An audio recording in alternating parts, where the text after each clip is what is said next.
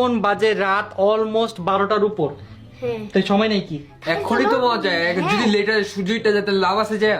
তো আমরা আজকে সবাই মিলে যাচ্ছি, তো সবাই রেডি হচ্ছে, রেডি হলে দেন আমরা সবাই একসাথে বের হবো। দেখতে পাচ্ছেন এখানে আমার শালি শুয়ে আছে, আমার শালি নাকি যাবে না আমাদের সাথে, কেন যাবা না আমি যাব, আপনি নিবেন না আমাকে গাইস। আমার মনে হচ্ছে তুমি কারোর সাথে কথা বলতেছো হ্যাঁ দেখেন secretly। গাইস কার সাথে কথা বলতেছি। আমার মনে হচ্ছে তোমার বোন কিন্তু উল্টাপাল্টা কিছু মনে করে। কিছু বলো তো।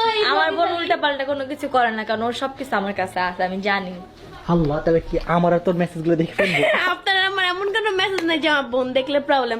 আর এই ব্লগে আপনি খালি আমার বয়ফ্রেন্ড কইতেছেন কেন? তার মানে বুঝছি আমার একটা বয়ফ্রেন্ড বানাইতেই হবে রাকিব ছি ভাইয়ের ছি ছি, জন্য। দেখছো তোমার বোন নাকি বয়ফ্রেন্ড বানাবে, ওকে কিছু বলো। তো বানাবে না, বয়স হচ্ছে, কদিন পরে বিয়ে দিতে আমার হবে। বোনের সিরিয়াল শেষ, এখন অনলি লাস্ট পিস আমি আছি, এখন তো আমার বয়ফ্রেন্ড বানাইতেই হবে তাই না? আপনি বিয়ে করে নিছেন আমার বোন না হলে আল্লাহ, তাহলে তো আমার এই একটা মাত্র শালি সেটাও হারাই যাবে।